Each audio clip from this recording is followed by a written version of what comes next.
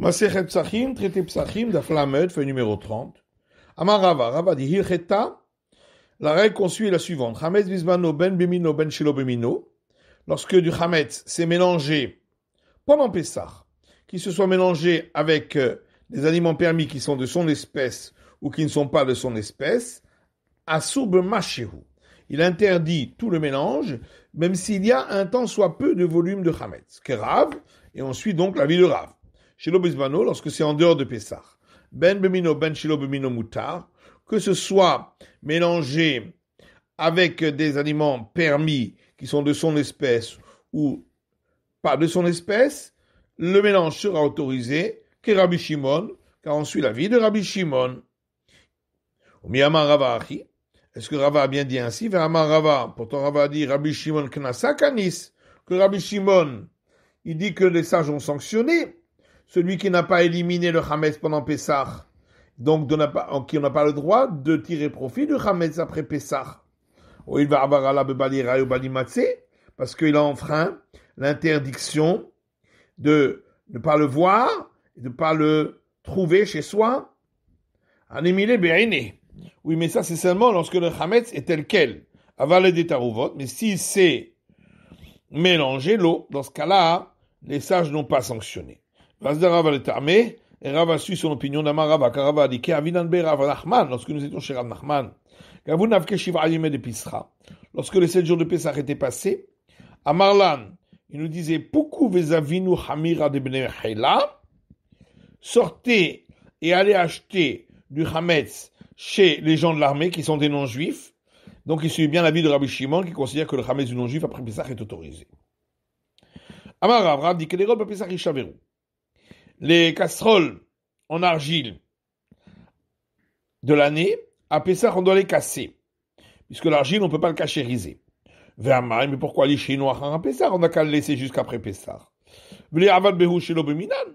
Et après Pessah, il n'y a pas de problème. Si on cuit quelque chose qui n'est pas de la même espèce,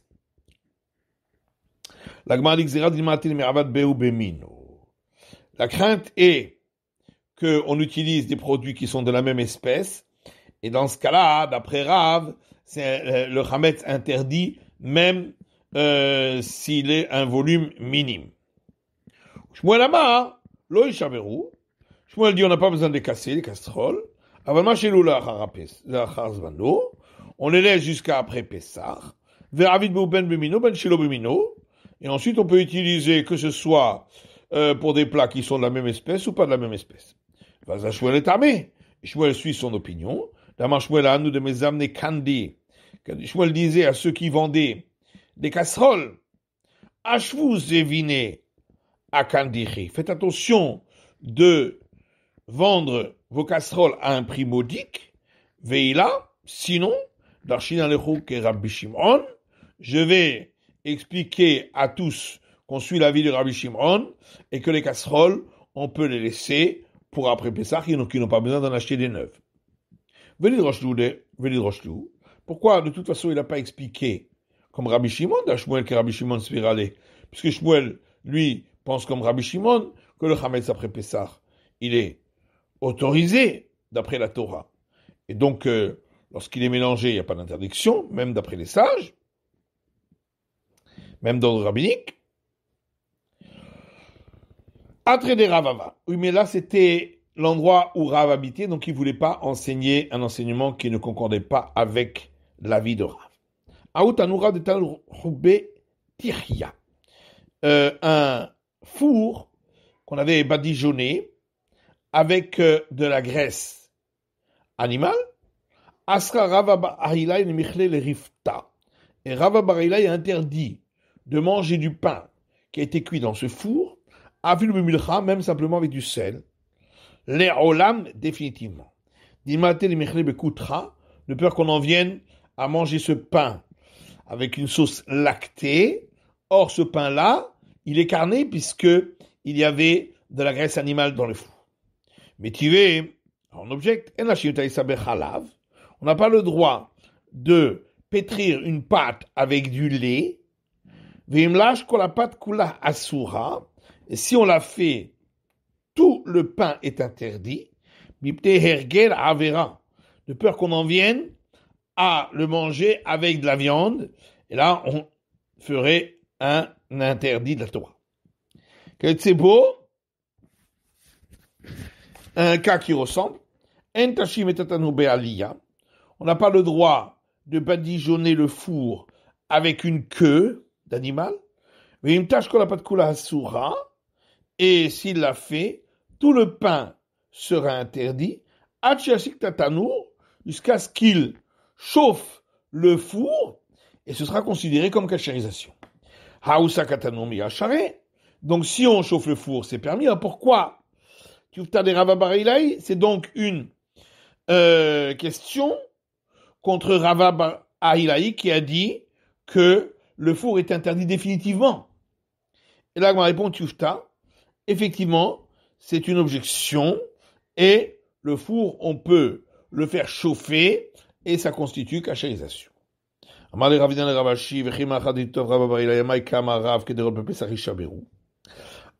Ravina dit à Ravashi, mais alors, puisque Rava Bar Ahilaï, en fin de compte, il a été repoussé.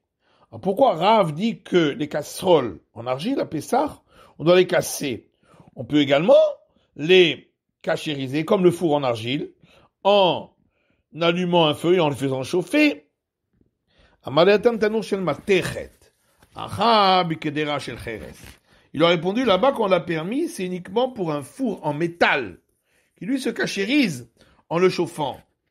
Ici, il s'agit d'une casserole en argile, qui n'a pas de cachérisation. Ou bien on peut donner une autre réponse, dans les deux cas, on parle que c'est fait en argile.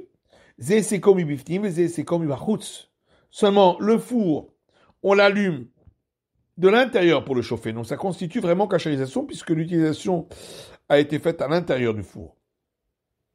Alors que la casserole, on allume à l'extérieur. Et donc c'est pas une cachérisation pour ce qui est cuit à l'intérieur. Alors tu vas dire, on n'a qu'à allumer un feu à l'intérieur de la casserole. Il ne le fera pas. Il a peur que ça risque de casser la casserole. Et c'est comme Bachutsu ve'asur. C'est pourquoi une espèce de pot en argile qui est allumé, donc le feu est allumé à l'extérieur, celui-là reste interdit, n'a pas de cachérisation.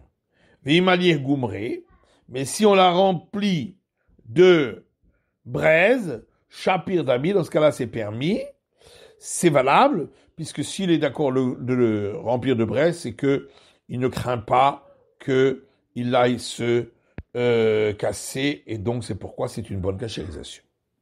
Amale Ravina Ravashi, Ravina dit Ravashi, Hanesakine, les couteaux de Pessah, donc de l'année, pour Pessah Echi Abdinan Lehu, qu'est-ce qu'on fait? Amale Eledidi Hataka Abdinan. Il lui a dit, à moi, on me fait des nouveaux couteaux pour Pessah. Amale Tinachmar de Charlet. Il lui a dit, ça c'est bon pour maître, pour vous le maître. Vous pouvez le faire. Vous êtes suffisamment riche. De Charlet Maï. Mais celui qui n'est pas suffisamment riche, qu'est-ce qu'il fait? Il a dit non, quand j'ai dit qu'on prend des couteaux neufs, c'est pas des couteaux neufs, des couteaux qui vont ressembler à des couteaux neufs. Kataihu betina, c'est-à-dire leurs manches, on les couvre avec de la terre glaise, ou par zilaihu benura, et on passe la lame au feu. C'est pourquoi on couvre le manche avec de la terre glaise pour ne pas qu'il brûle.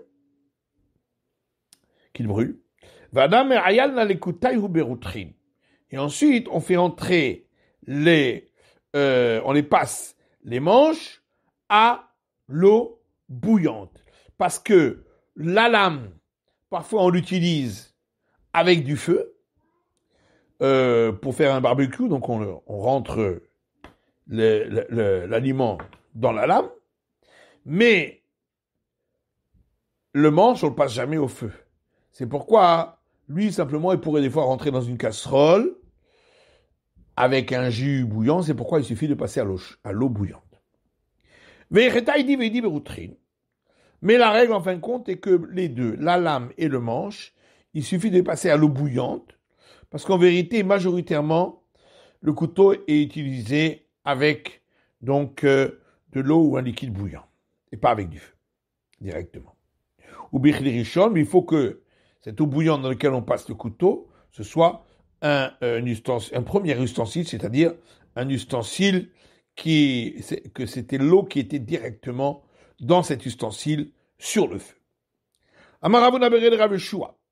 Ravuna, fils de Rav Yeshua, dit Aitz Parour, une louche, Magailo Beroutrin ou Bikli Rishon. Pour la cachériser, pour Pessah, on la passe dans l'eau bouillante qui se trouve dans le récipient qui était directement sur le feu. Qu'à savoir que Bolro Carpolto. Parce qu'il pense de la même manière que lorsque on a la même manière qu'a été faite l'absorption, ainsi l'interdit ressortira. Et donc ici, ça a absorbé avec du liquide chaud dans la casserole. Eh bien, il faut cachériser pour faire sortir l'interdit avec de l'eau bouillante. On a posé une question à Mema. Anémané de kounia, des ustensiles en argile recouverts de plomb. Est-ce qu'on a le droit de les utiliser à Pessah, quand c'est des ustensiles de l'année? S'il s'agit d'argile de couleur jaunâtre, la question ne se pose pas. Bien évidemment, c'est interdit parce que elle absorbe et il n'y a pas de possibilité de cachériser. La question se pose lorsque c'est de l'argile noire ou blanc. Mike, est-ce qu'il en est? Si il y a des fentes, la question ne se pose pas de vadaï à cirer, c'est sûr que ça absorbe avec les fentes, donc il n'y a pas de cachérisation pour l'argile.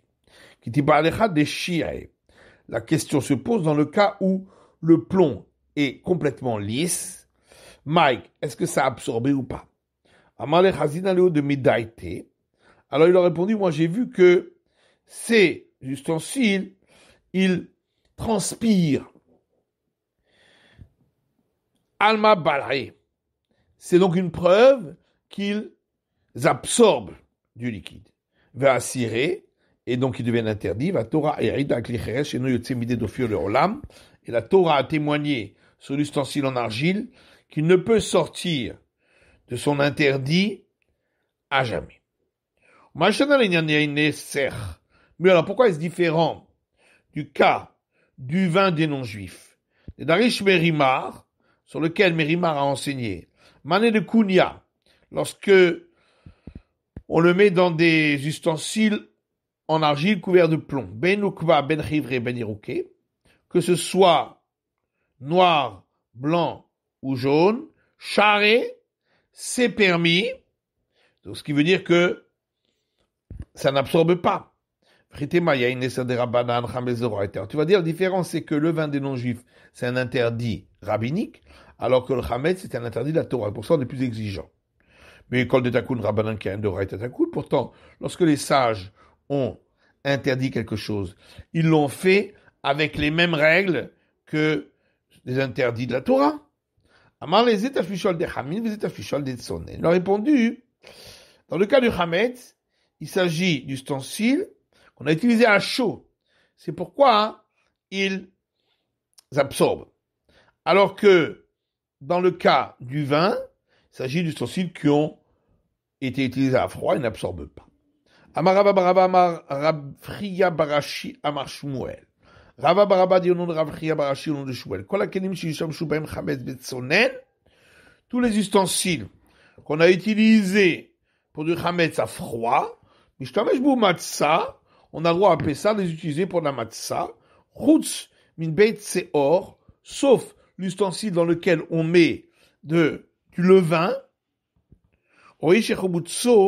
caché, parce que celui-ci a une force pour faire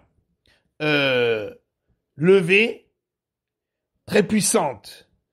Et donc, même à froid, il peut être absorbé par l'ustensile. Amar Ravashi ou bet haroset ke bet seor shechibutso caché.